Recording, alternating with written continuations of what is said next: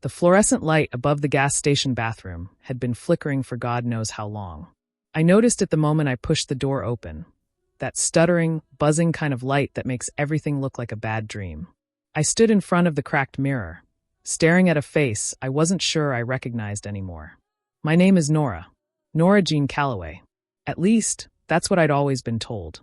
I was 31 years old, sitting on the wrong side of a divorce I hadn't seen coming, driving a car with a busted heater through the middle of a January night in rural Tennessee. My suitcase was in the trunk. My dignity was somewhere back on I-40. And my destination was a cousin's house 2 states away. A cousin I hadn't spoken to in 4 years, who I was calling out of desperation more than affection. I splashed cold water on my face and told myself the same thing I'd been telling myself for 3 days. You're fine. You're going to be fine. People start over all the time. The thing is, I believed it. I had always been good at believing the things I needed to believe in order to keep moving. I dried my face with a paper towel, walked back out to the pump, finished filling the tank, and climbed into the driver's seat. The gas station was one of those old ones that still had a hand-painted sign and a single attendant who looked like he'd been working there since 1987. He'd barely glanced at me when I'd paid. That was fine. I didn't need anyone's attention. I just needed the road. I had been driving for about 40 minutes when my phone buzzed on the passenger seat. Unknown number. I almost didn't answer. At that hour, unknown numbers are either spam or bad news, and I had enough bad news to last me a while. But something made me pick it up. Maybe loneliness. Maybe instinct. Maybe the universe nudging me toward the thing I was about to learn. Hello, is this Nora Calloway? Who's asking? A pause. A careful, measured pause. The kind that tells you the person on the other end is choosing their words very deliberately. My name is Detective Ray Alcott. I'm with the Shelby County Sheriff's Department. I'm sorry to contact you at this hour, Ms. Calloway. I've been trying to reach you for 2 days.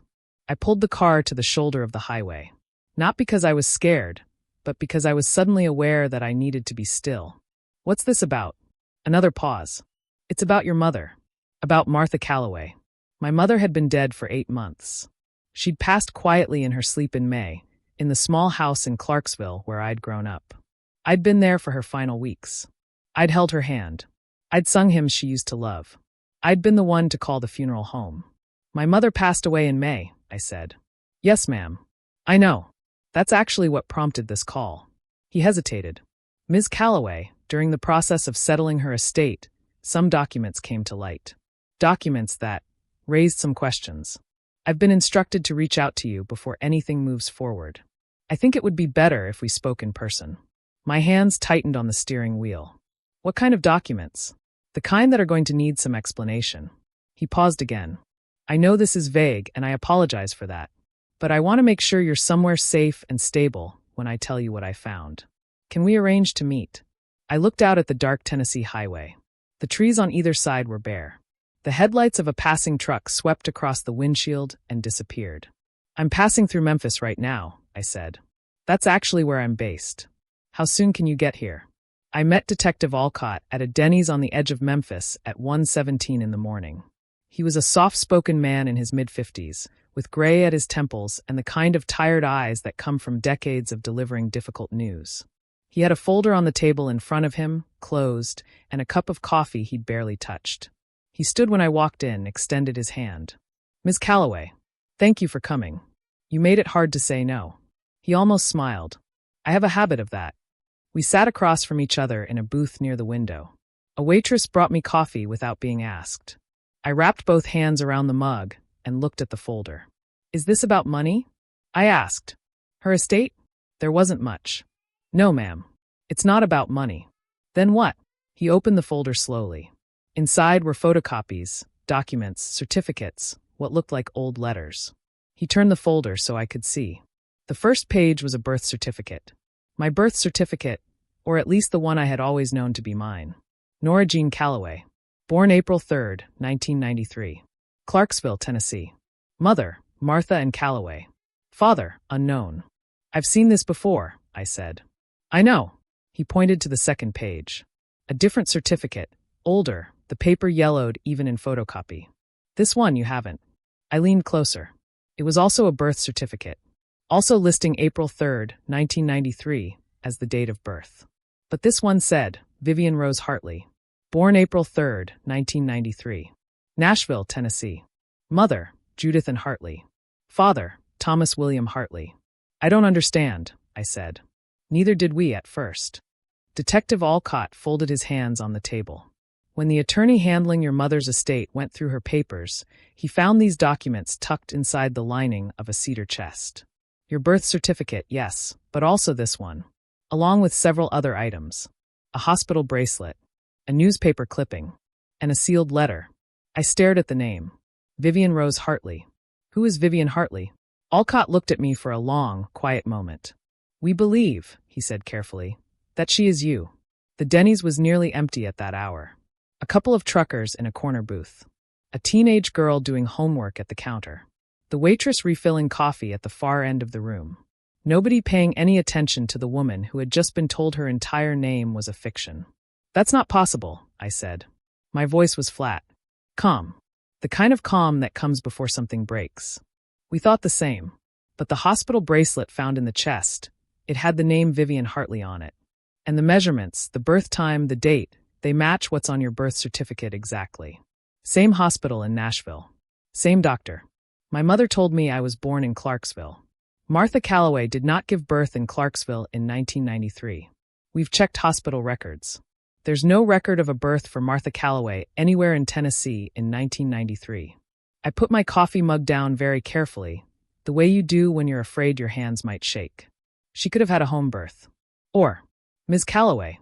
His voice was gentle. Not pitying. Just honest. There's no record of you existing before 1995. The earliest documentation we can find is a preschool enrollment form from Clarksville dated September 1995. Before that, nothing. The fluorescent light overhead buzzed softly. Outside, a truck rolled past on the highway. I watched its taillights disappear around a bend. What happened to Vivian Hartley? I asked quietly. He slid a newspaper clipping across the table. Nashville Banner. June 14, 1993. Infant reported missing from Vanderbilt Hospital nursery. Police seeking witnesses. I read it 3 times. She was taken from the hospital 3 days after she was born. A woman in hospital scrubs was seen in the nursery during a shift change. Security footage was poor quality. The investigation was wide but yielded nothing concrete. He paused. The case went cold in 1996. I sat back. My mind was doing something strange. It was very quiet, like a room where someone had just turned off all the noise at once. Not peaceful. Just empty. What happened to her parents? The Hartleys? Alcott's expression changed. Something in it softened. That, he said, is the part one think you need to sit down for. I looked around. I was already sitting. Tell me, I said. Unlike robotic phrasing, the narrator was in a difficult situation. This script opens with something the reader can see and feel. The flickering bathroom light is not decorative. It signals psychological instability before a single piece of plot information is shared. The human brain processes environment as metaphor involuntarily. When a reader sees a flickering light, they feel unease without being told to feel it. Robotic writing tells. Human writing makes you sense. My name is Nora. Nora Jean Calloway. At least, that's what I'd always been told. This rhythm, shorter, than the rug pulled, mimics how the human mind processes a dawning realization. Robotic phrasing would read. The narrator's name was Nora Jean Calloway, which she later discovered was not her real name. The information is identical, but the robotic version is processed intellectually.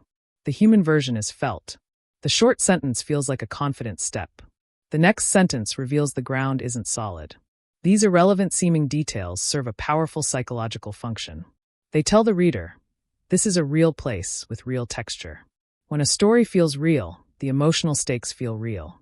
Robotic writing cuts everything that isn't directly plot-relevant, which produces efficiency but also emotional distance. Polished human writing includes the hand-painted sign because life includes the hand-painted sign, and readers know it. Rather than saying she received an important call, the script makes the reader pause at the same moment the narrator does. Unknown number. 2 words. The reader's pulse ticks up before they've even been given a reason. This works because it mimics real human experience. We have all stared at an unknown number at a bad hour. The script weaponizes shared memory. Judith Hartley was 64 years old. That was the first fact Detective Alcott gave me. Not her address, not her profession, not what she looked like. Her age. As if he wanted me to picture a real person before anything else. Judith and Thomas Hartley had lived in Nashville their entire lives. Thomas had been an accountant. Quiet man by all accounts. Devoted husband. He coached Little League on weekends even though they had no children of their own. Or rather, even though the child they'd had was gone before they got to know her. He died in 2014. Heart attack. He was 58 years old. Judith still lived in the house where they had brought Vivian home from the hospital for exactly 3 days before she disappeared. She had never moved. Never repainted the nursery. Never thrown away the small yellow onesie that had been purchased before the baby was even born. Hanging in a closet that had been opened and closed 10,000 times over 30 years without that onesie ever being touched. I know that detail sounds unbearable. It is. Alcott told it to me quietly, watching my face, and I think he saw something shift in my expression because he gave me a moment before he continued. Judith had worked as a librarian for 31 years. She retired in 2021. She still volunteered at the branch on Tuesdays and Thursdays, pushing the cart between shelves, checking in books with a scanner, helping children find the right stories. She had spent 30 years looking for her daughter. Not passively. Not the way grief sometimes calcifies into sad acceptance. Actively, persistently, the way only a mother who refuses to stop believing can search. She had stayed in contact with the Nashville Police Department. She had hired 2 private investigators over the years, the second one as recently as 2019. She had maintained a website, updated every few months, with Vivian's case details and a contact form. She had spoken at conferences on missing and exploited children. She had testified before a state legislature committee on cold case reform. She had never assumed her daughter was dead. Not once. Not in 30 years. How do you know that? I asked. Alcott reached into the folder and pulled out a printed page. It was a screenshot of a web page. Simple design, white background, a baby photo at the top. Below it, a line of text that served as the page's tagline. Vivian is alive. I know it. I will not stop until she comes home. The page was dated 2 weeks ago. I put it down on the table. My throat felt tight in a way I couldn't explain and didn't try to. She updated it 2 weeks ago, I said. Every 3 months without fail. Has done since 2001 when she first built it. He paused. She's been notified that there's a development in the case. She doesn't know the details yet. She's waiting to hear. She's waiting right now? Yes. I looked out the window at the dark parking lot. A minivan sat under a yellow light. A shopping cart had drifted into the edge of the lot and stopped against a curb. Everything looked very ordinary. The kind of ordinary that feels surreal when the inside of your life has just stopped making sense. What about Martha? I asked. Was she ever a suspect? The initial investigation focused on women in the Nashville area who had recently lost a child or were known to be struggling with fertility issues. Martha Calloway was not on the radar. She was living in a small town outside of Clarksville at the time, no hospital connections, no apparent motive that investigators had reason to discover. He folded his hands. She was careful, Ms. Calloway. She didn't use Martha as her name until she moved to Clarksville in 1994. Before that, we believe she was using a different name entirely.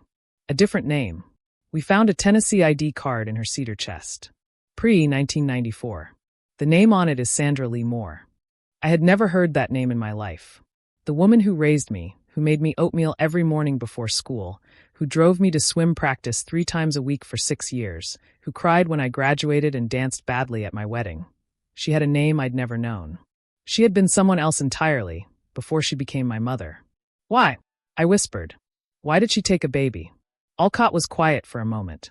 The kind of quiet that means the answer exists, but it's going to cost something to hear it. In 1992, he said, Martha Calloway, Sandra Moore, gave birth to a daughter. A little girl named Celia. Celia lived for 11 days. I closed my eyes. SIDS? No. A congenital heart defect. They knew about it before she was born. They hoped surgery would help. It didn't. He paused. By all accounts, it destroyed her. She had been estranged from her family for years. The baby's father was not in the picture. She had no support system. She grieved alone, and from what we've pieced together, that grief became something that broke the boundaries of what a person can carry. I thought about Martha. The way she used to look at me sometimes. A specific kind of look I had never been able to name. Something between wonder and relief. Something that always made me feel both loved and vaguely uneasy, though I could never have told you why. Now I knew why. She loved me, I said. It wasn't a question. From everything we can tell, yes. Absolutely. But she stole me. Yes. From a woman who spent 30 years updating a website. Yes. I picked up my coffee. It had gone cold. I drank it anyway. The sealed letter was the thing that changed everything for me. Not the DNA test that came 3 days later. Not the official confirmation. Not the photograph of Judith Hartley holding a newborn with dark hair and a scrunched, perfect face that somehow looked like the face I saw in mirrors. It was the letter. Detective Alcott handed it to me still sealed. My name, Nora, written on the front in Martha's handwriting. The handwriting I had grown up with. The same loops on the N, the same way she crossed her letters. She addressed it to you, he said simply. So it belongs to you. I held it for a long time before I opened it.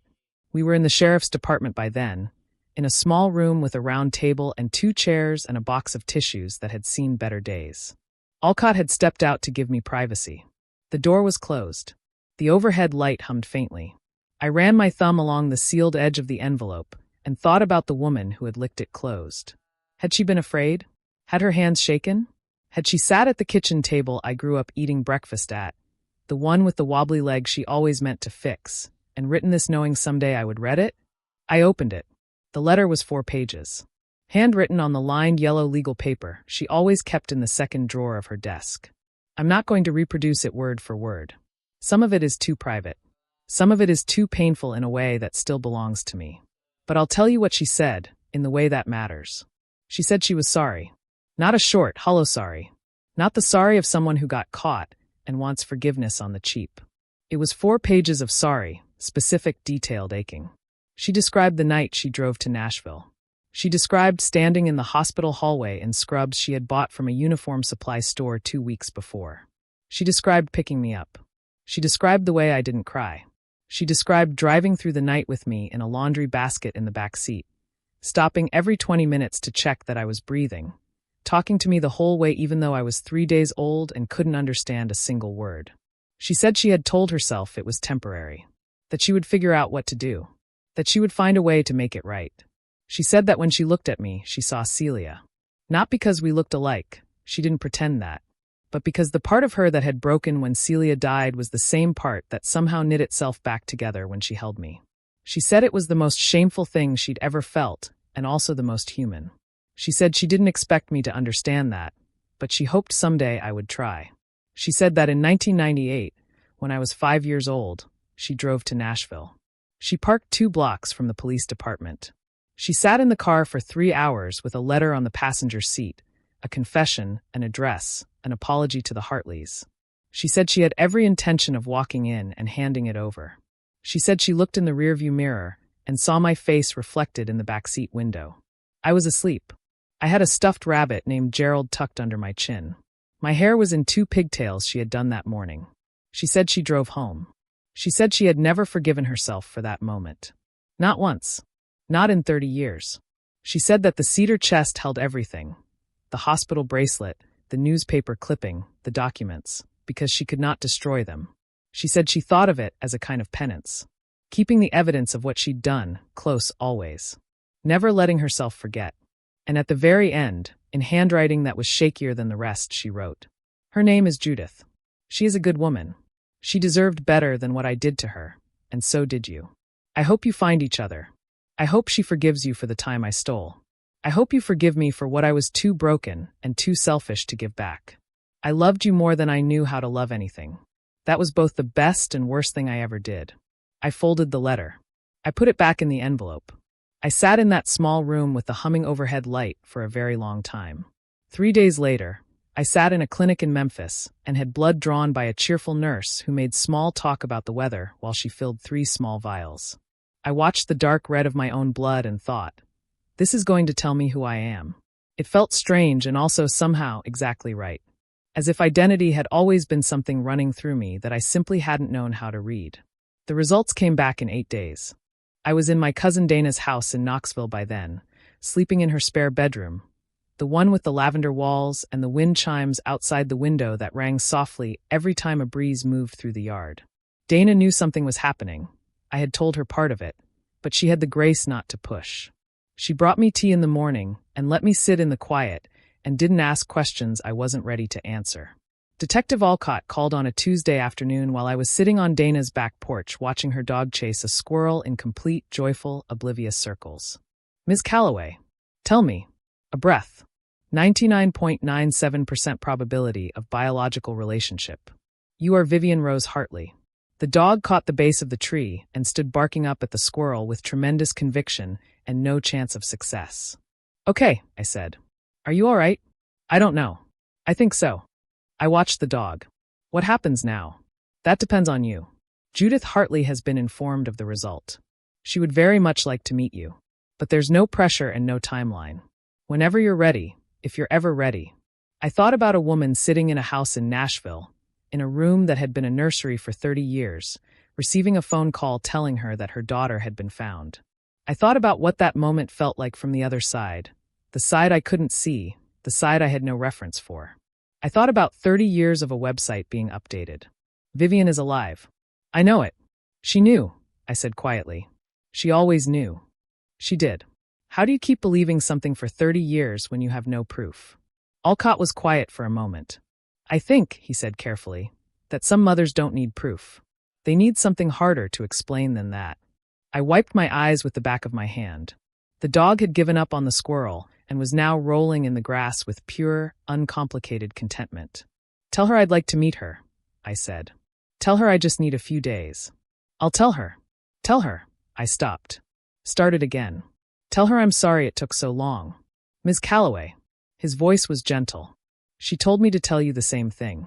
Dana helped me get ready. She didn't make a big production of it. She didn't cry dramatically or say sweeping things about destiny. She just quietly went to the store and came back with a new blouse in a soft shade of blue she said brought out my eyes. And she sat with me while I tried to eat breakfast and couldn't. And when I said I was scared, she nodded and said, "Of course you are. That's correct." I loved her for that.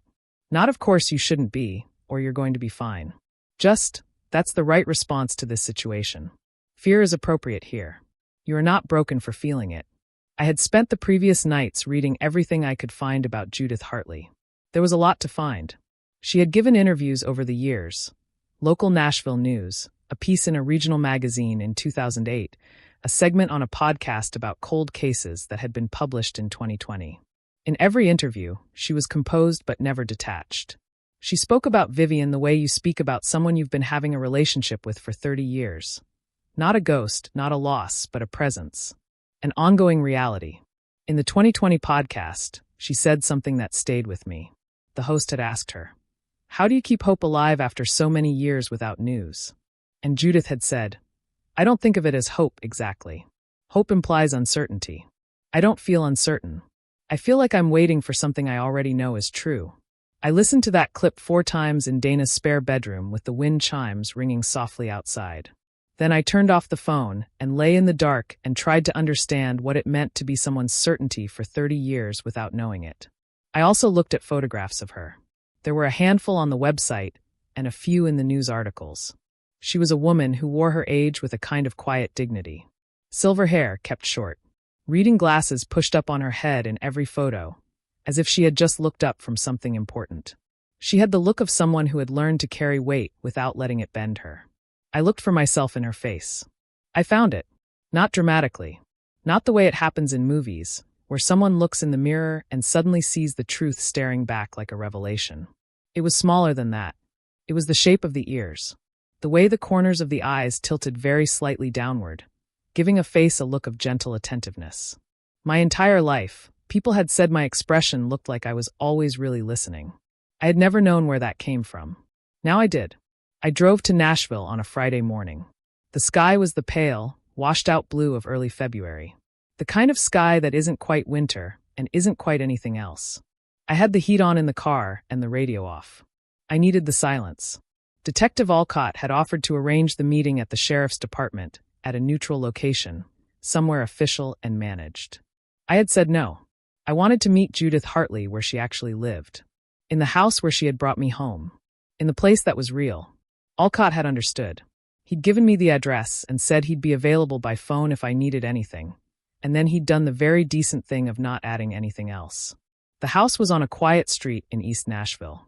A craftsman bungalow, painted a soft gray-green, with a wide front porch and a garden that, even in February, showed the bones of something carefully tended. Window boxes with dried lavender stems. A ceramic pot by the front door. A wind chime that stirred faintly in the morning cold. I sat in my car outside for 11 minutes. I know because I watched the clock. At 10:11 a.m., the front door opened. Judith Hartley stepped onto the porch.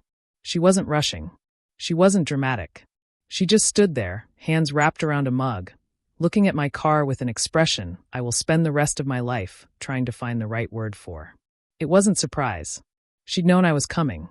It wasn't relief, or not only relief. It was recognition.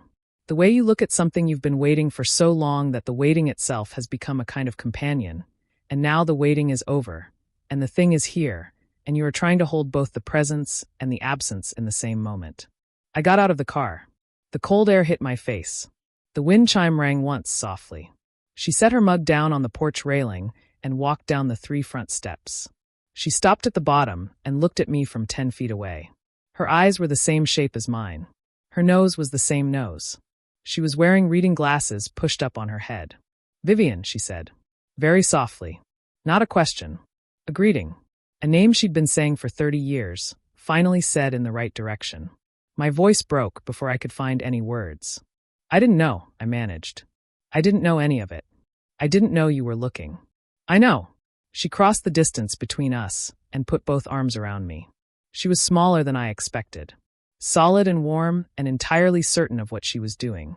"I know you didn't. None of that matters now." I held onto her in the cold February morning on a quiet Nashville street, and I cried in a way I hadn't cried since I was a child. Without control, without self-consciousness, without any effort to manage it. Just grief and relief and the stunning, disorienting weight of 31 years realigning themselves in a single moment. She held me through all of it. "I've got you," she said. "You're here." That's all I needed. The house smelled like coffee and old books and something faintly herbal, rosemary, I thought, or maybe thyme. The kind of smell that means someone has lived carefully in a place for a long time. She brought me inside and sat me down at the kitchen table. Pale wood, worn smooth at the edges. A vase of dried flowers in the center. A stack of library books beside the fruit bowl. Everything modest and considered, nothing accidental. She made fresh coffee. She moved around the kitchen with a quiet efficiency that I recognized. Not because I'd seen it before, but because I do the same thing. The particular way of reaching for the mug before the coffee is finished brewing, because you've already decided where it's going. The small domestic certainty of someone who has been alone a long time and made peace with it. "Your father would have loved to see this day," she said. Her back was to me.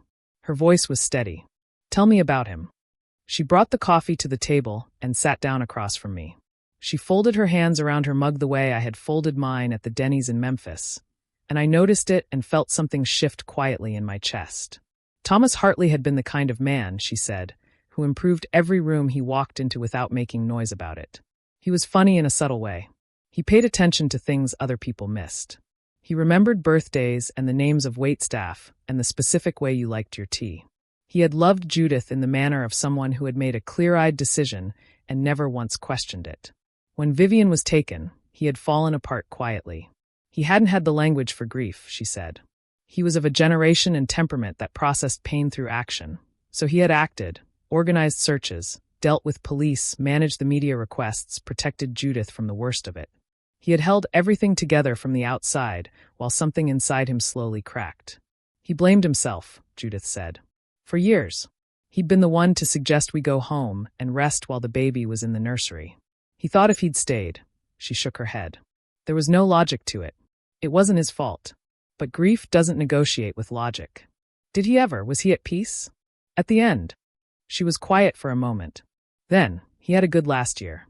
We went to the coast. We spent a month in a small rental house near Savannah and just existed together. He read. I walked on the beach every morning. We didn't talk about Vivian every day, which was, in a strange way, a kind of healing. We talked about ordinary things. The weather. What to have for dinner. Books. She smiled softly. He died believing you were alive. He never doubted it. He made me promise to keep searching. Not that he needed to ask. I thought of a man I would never meet, who had spent 21 years carrying guilt that wasn't his, who had gone to his death still hoping, still believing. I'm so sorry I never knew him, I said. Me too. She reached across the table and covered my hand with hers. But you're here now, and he knew I'd find you. He was right. She showed it to me before I left that afternoon. She didn't ask if I wanted to see it. She simply said, "Come with me," and led me down the hallway to the second door on the left. The room was small. A single window overlooking the backyard garden. The walls had been painted a warm, creamy yellow. Not the yellow of someone who didn't know the baby's gender, but a deliberate, chosen yellow, the color of early morning light. The crib was still there. White wood simple slats. A mobile hung above it, small wooden birds, hand-painted in soft colors. A rocking chair in the corner. A small bookshelf with picture books that had never been read to a child. A quilt folded neatly over the arm of the chair, tiny squares of patterned fabric hand-sewn. I stood in the doorway. I made that quilt while I was pregnant, Judith said. She was behind me, and her voice was very quiet. Every Saturday morning for 3 months. Thomas would bring me coffee and read the newspaper while I sewed. It was the happiest I can remember being. The mobile turned slightly in a draft I couldn't locate. The small painted birds rotated in a slow, silent circle. I used to come in here and sit, she said. Not to grieve, exactly. More to maintain the connection. To stay in the room with you, even when you weren't in it. She paused. Some people thought that was unhealthy. My sister wanted me to pack it up after the first year. She meant well. What did you tell her?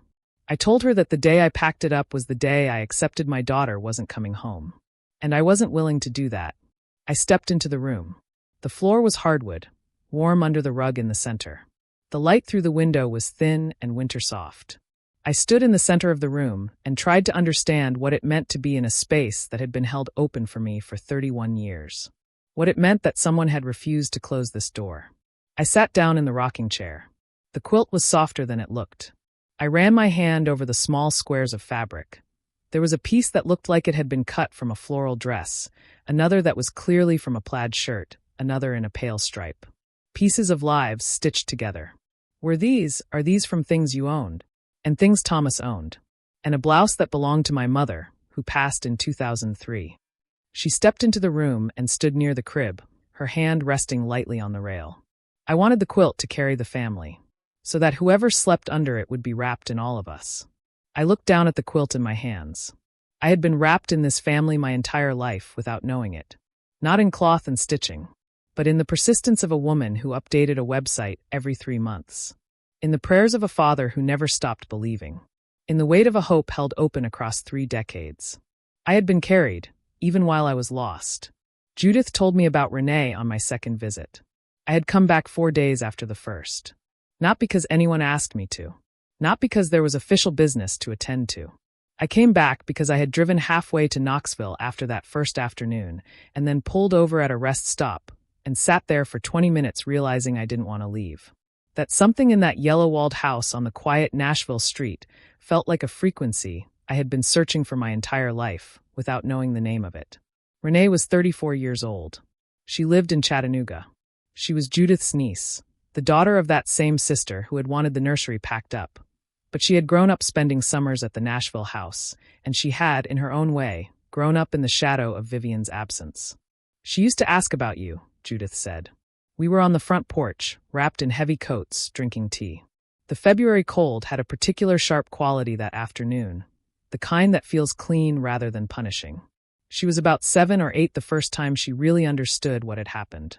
She came and found me in the garden and said, "Aunt Judy, I want to help find your baby."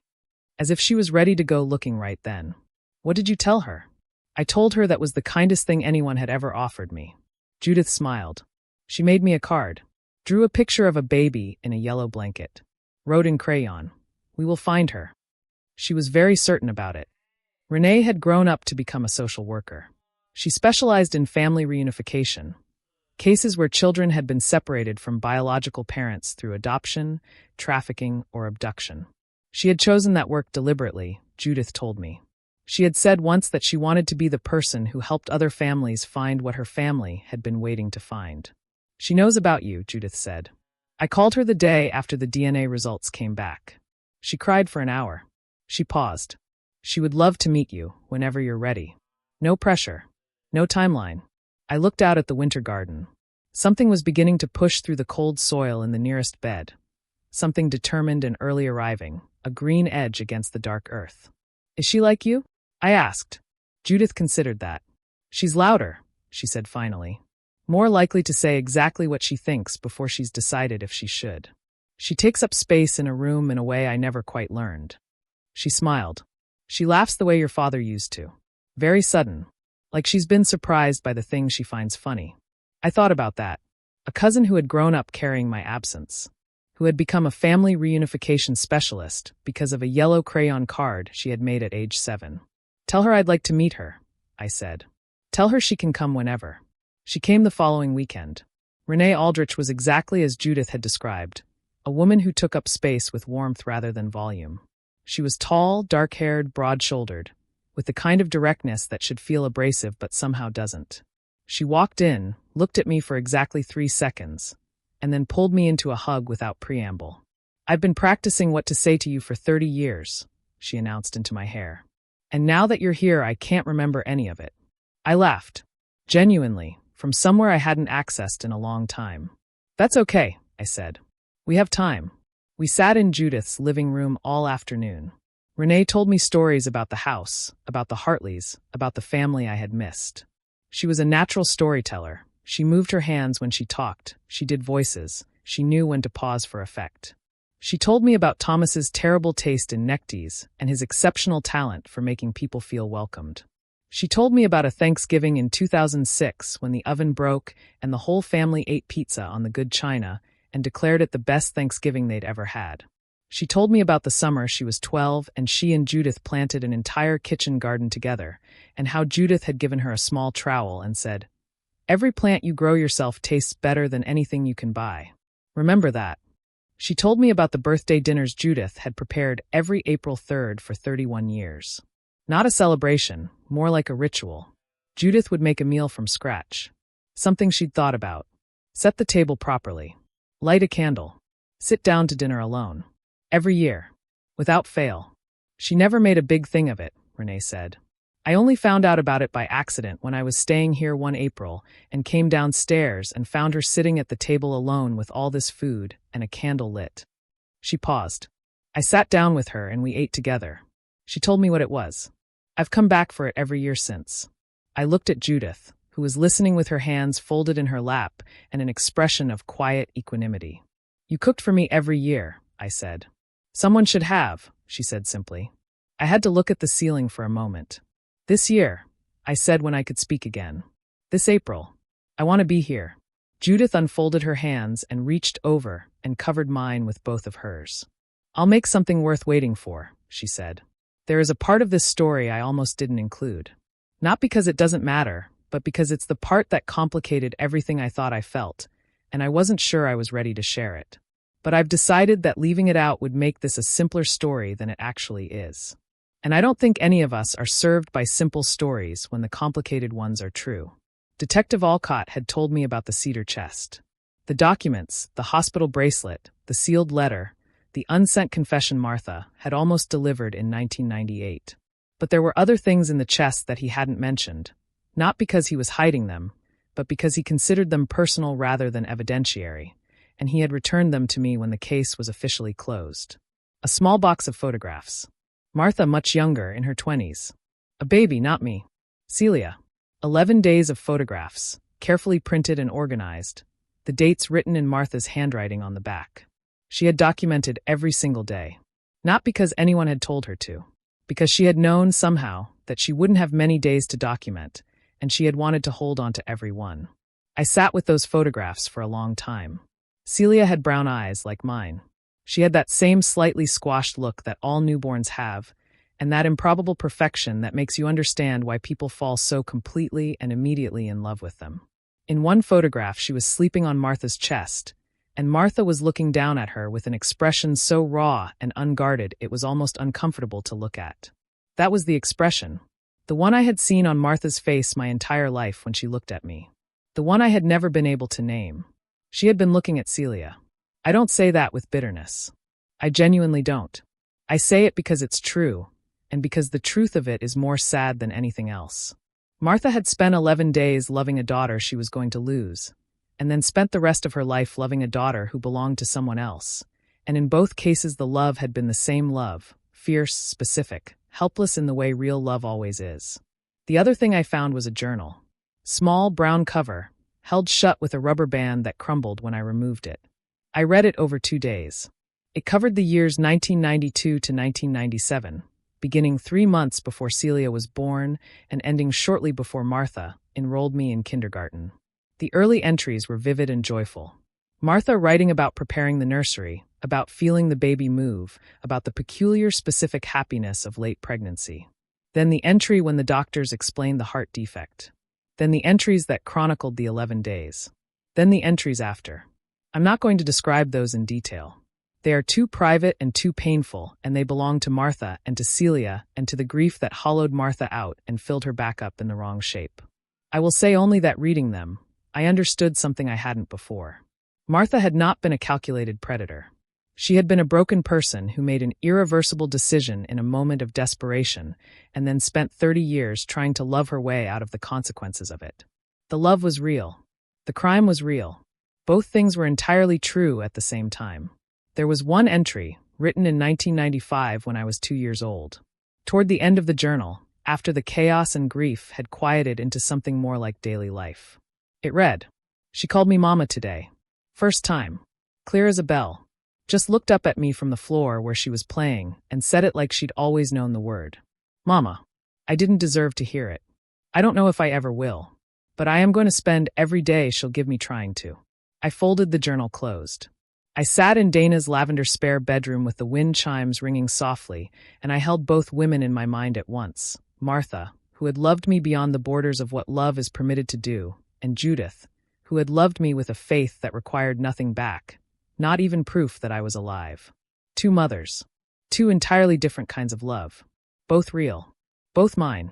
I was a woman who had been loved too much by one person and loved faithfully across an impossible distance by another. I did not know, and still do not know, which of those loves cost more to give. My legal name is Nora Jean Calloway on every document I own. I have not changed it. This surprises people. They expect that finding out I'm Vivian Rose Hartley means I'll want to become her. To shed Nora the way you shed an old coat. To step fully into the identity that was supposed to be mine from the beginning. But it isn't that simple. And Judith, to her enormous credit, understood that before I had to explain it. "You are who you are," she said one afternoon, about a month after we met. We were in the kitchen. I was helping her make soup, something I had discovered we both do the same way, starting with onions and garlic and building from the bottom up, tasting as we go. Nora is a real person. She grew up, she loved people, she made choices, she survived things. She doesn't stop existing because we found out her birth certificate was wrong. Some people seem to think she should. Some people, Judith said, with a gentleness that carried a core of steel, didn't spend 30 years carrying this. I did. And I'm telling you, I don't want to erase your life. I want to be part of it. I stirred the soup. The kitchen smelled like onions and warmth and something deeply uncomplicated. What do I call myself? Whatever feels true. She handed me the wooden spoon. I've been calling you Vivian in my heart since you were 3 days old. But I'll answer to whatever name you use. I'm not precious about it. I'm just glad you're here. What I have settled into after months of sitting with it is something that feels less like a choice and more like a recognition. On official documents, I am Nora. In Judith's house, she calls me Vivian, and it no longer sounds strange. It sounds like a door opening that was always meant to be open. Renee calls me V, which I love because nobody has ever called me that, and it belongs entirely to this new part of my life. Dana calls me Nora because that is who she grew up with, and that is correct. I contain all of these names. They are not in competition. I think I used to believe that identity was a single fixed thing, a noun, a label, a category you fit yourself into and stayed in. I know now that it is more like a river. It has a source and it has a current, and it is shaped by everything it moves through, and it is always, always in motion. I am Nora. I am Vivian. I am the daughter of Martha Calloway, who loved me in the wrong direction. I am the daughter of Judith Hartley, who loved me across 31 years of not knowing where I was. I am the daughter of Thomas Hartley, who I will never meet but who I find sometimes, in the particular way I laugh when something catches me off guard. I am all of these things at once. That is not confusion. That is simply what it means to be human. 6 months after meeting Judith, I made a decision. I had been doing freelance accounting work for years. Not glamorous, not lucrative, but something I was good at and something that could be done from anywhere. It had served me through the marriage and through the divorce and through the weeks of sleeping in Dana's spare bedroom and through the strange, reconstructed months that followed. I moved to Nashville. Not into Judith's house. I needed my own space, and she understood that without having to be told. I found a small apartment 2 miles from her. Close enough to walk to for Sunday dinners. Far enough to breathe. I also started volunteering with the organization Judith had supported for years, a nonprofit focused on cold case advocacy for missing children. I did their books initially. Tedious, unglamorous, deeply necessary. Then I started attending their meetings. Then I started getting involved in their outreach events. Then Renee pulled me aside one afternoon and said, "You know you could be doing more than the spreadsheets. I like the spreadsheets. The spreadsheets like you. But you have a story that could help other families." She looked at me steadily. "You were a missing child who didn't know she was missing. You grew up on the other side of someone else's grief. You understand that dynamic from the inside. Nobody else in this organization does." I thought about it for 3 weeks. Then I said yes. I started speaking at events. Quietly at first, small meetings, a local panel, a university seminar on cold case methodology. I spoke about what it feels like to discover your identity has a different shape than you thought. I spoke about the particular grief of loving someone who was wrong for you, and about how that grief doesn't cancel out the love. I spoke about Judith's website, about the birthday dinners, about what it means to be someone's certainty for 30 years without knowing it. People listened in a way I wasn't prepared for. After one event, a woman came up to me, 60s, quiet, clutching her program, and said her daughter had been missing for 19 years. She said she had started to feel ashamed of still hoping. She said hearing me speak made her feel like the hoping was right, like the hoping was correct. I thought about that for a long time afterward, about the particular, specific good that can come from telling the truth of a complicated life, about how the most useful thing I had to offer wasn't expertise or credentials, but simply the fact of what had happened to me and how I was still standing. Martha had kept secrets to protect me. I think she believed silence was a form of safety. But Judith had kept a website live for 30 years, broadcasting her certainty into the world. And that openness, that refusal to grieve quietly and privately and invisibly, had created the conditions for us to be found. I know which one worked. There is a park near the house in Clarksville where I grew up, where Martha grew up, eventually, where she chose to settle after years of moving, after the life she had been running became the life she had decided to keep. I had the park for most of my childhood. I knew every tree in it. I knew which bench got afternoon sun in summer and which path got muddy after rain. I knew the corner where the mockingbirds nested and the particular smell of the creek in spring. After everything came to light, I went back to that park. I walked the paths I had walked 1,000 times. I sat on the bench in the afternoon sun. I watched the creek and thought about what it means to grow up in a place that was chosen for you by someone acting out of love and desperation and the unspeakable need to begin again. The park was the same. It didn't know any of it. That was oddly comforting. I have placed a small memorial near that bench. Nothing grand. A simple plaque on a flat stone at the base of the oak tree I used to climb as a child. It reads, "In memory of Martha Calloway. She loved imperfectly, completely, and without reservation." The love was real. I have also placed a second plaque at the base of the same tree, facing the other direction. It reads, "In memory of Celia. 11 days. Fully loved. Never forgotten." Some people think these memorials are too generous. That Martha doesn't deserve to be remembered warmly given what she did. That honoring her in any way is a betrayal of the Hartleys, of Judith, of the 31 years that were stolen. I understand that view. I don't share it. Judith came with me when I placed the plaques. She stood in front of Martha's memorial for a long time. I didn't say anything. I let her have whatever she needed to feel. Finally, she said, "She did love you. I can tell from everything you've described. She loved you the way she should have loved Celia, and Celia wasn't there to receive it, and you were." She paused. I can hate what she did and still understand what made her do it. Those things can exist at the same time. She had given me those exact words, on that first morning in the conference room, when I said I didn't know how to feel about Martha. Now she was giving them back to herself. I took her hand. She squeezed mine. We stood there for a while, the two of us, under the oak tree in the quiet park, in the complicated piece of a story that had finally found its ending and its beginning at the same time. I turned 32 in Judith's kitchen. She had been cooking since 7 in the morning. Not just dinner, the whole day was food, in the way that food is love when language isn't sufficient. A proper breakfast first, with the good coffee and homemade biscuits and a jar of local honey she'd been saving. A long, slow afternoon preparing the dinner. Renee arrived at noon and immediately tied on an apron and refused to leave the kitchen. Thomas had always made the birthday cake, Judith told me. He had been a meticulous baker, precise where Judith was intuitive, patient where she was improvisational.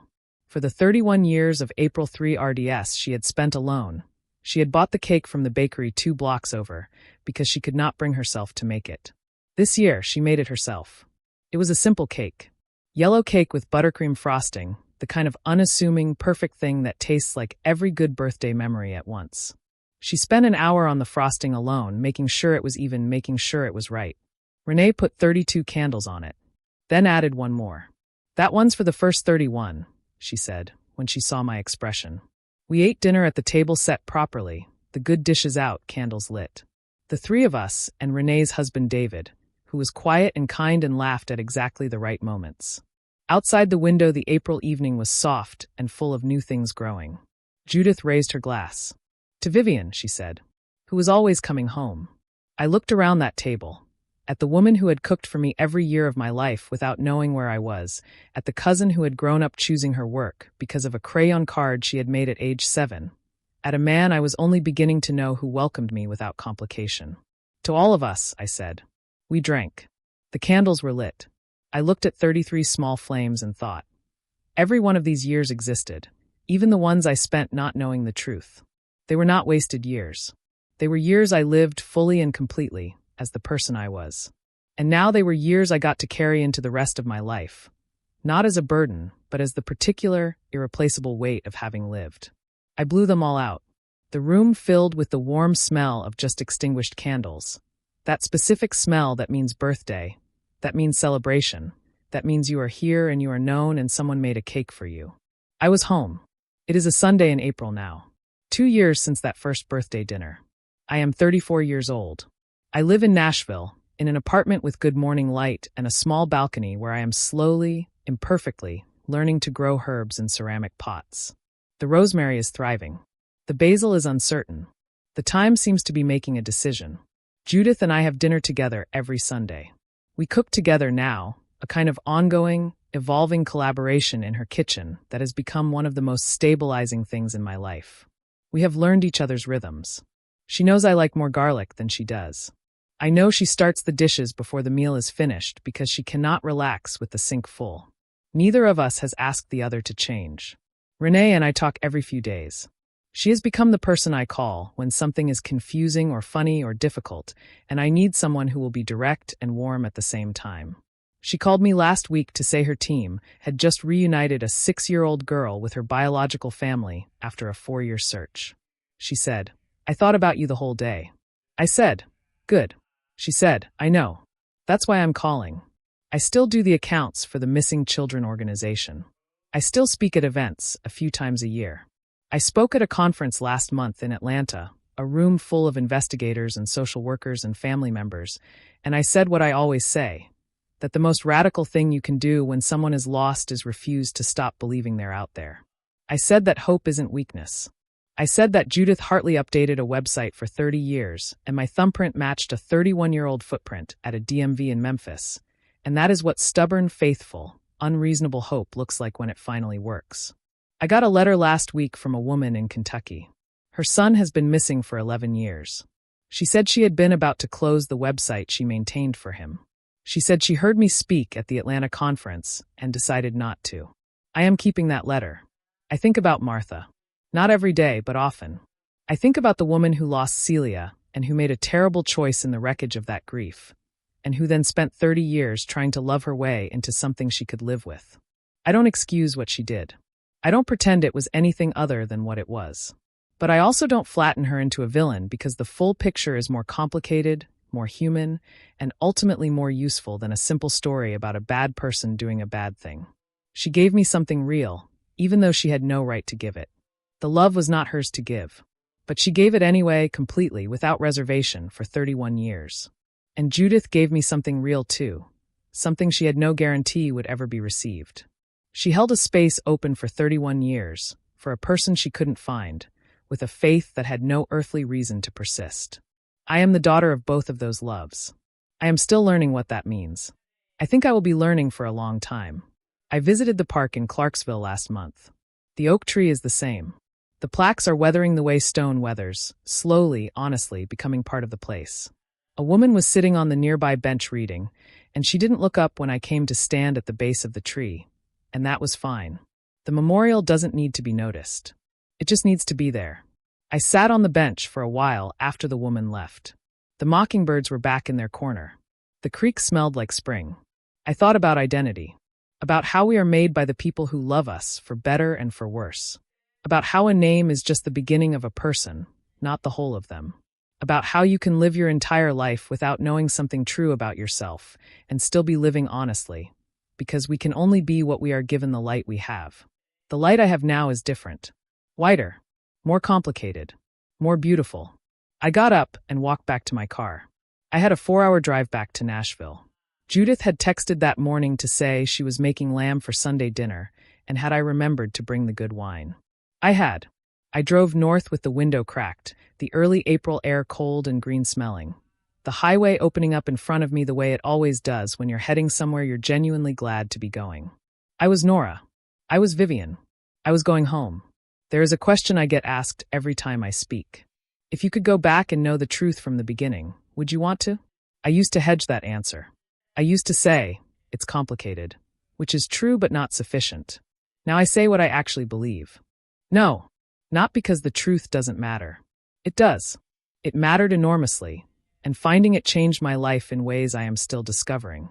But because I am not who I am in spite of those 31 years of not knowing. I am who I am because of them. Every complicated, imperfect, real year of growing up as Nora Calloway built something in me that Vivian Hartley gets to use. The girl who grew up in a small town in Tennessee with a woman who loved her beyond the limits of what love is allowed to do. That girl is not separate from the woman standing in Judith's kitchen learning her rhythms and growing rosemary on a balcony and refusing to let a grieving mother in Kentucky close her website. She is the same person. She contains all of it. And that, I think, is the thing I most want to leave you with. Not every story of identity is as dramatic as mine. Most aren't. But everyone carries a version of this. The name that was given to them, the family they were born into or not born into, the loves that shaped them and the losses that broke them, and the truths they didn't learn until they were ready or until life decided they needed to know. We spend so much energy trying to figure out which version of ourselves is the real one. The one before the hard thing or after. The one our family sees, or the one we are alone. The one with the old name, or the new one. But I wonder if the real self is not one version, but the full collection of them. Every name you've ever answered to. Every love that reached you, right or wrong. Every door that was held open in a house you didn't know was yours. You're all of it at once. And the most important thing any of us can do is stop waiting to find out who we really are and start being fully and honestly, whoever we are right now. Knowing that the story isn't finished, and that sometimes, just sometimes, the best chapters are the ones you never saw coming. If this story stayed with you, if something in it touched the part of you that has ever felt like you were living a version of yourself that wasn't quite complete, then I want you to do something before you close this window. Think about one person in your life who has held a space open for you, who believed in you through the absence, the silence, the years when you didn't call back or show up or give them any reason to keep the light on. Think about Judith Hartley, updating a website every 3 months for 30 years for a daughter she couldn't find. Think about what that kind of love costs, and what it's worth, and whether you've told the person in your life that you know they've been holding that light. Maybe you have. Maybe you haven't. Maybe it's been complicated, and you don't know how to start. Start anyway, because the most important reunion in this story didn't happen because of DNA, or detective work, or a thumbprint at a DMV. It happened because one woman refused to stop believing. And because the universe eventually put a cracked bathroom mirror and an unknown phone call and a quiet detective with a folder in exactly the right place. Your story is still being written. The chapter that changes everything might be closer than you think. If this moved you, share it with someone who has ever felt lost, or someone who has ever been brave enough to keep looking. Every share puts this story in front of someone who might need it today. Hit subscribe so you never miss another story like this one. And leave me a comment below. Has there ever been a moment in your life when the truth arrived too late, or exactly on time? What did you do with it? I read every single one.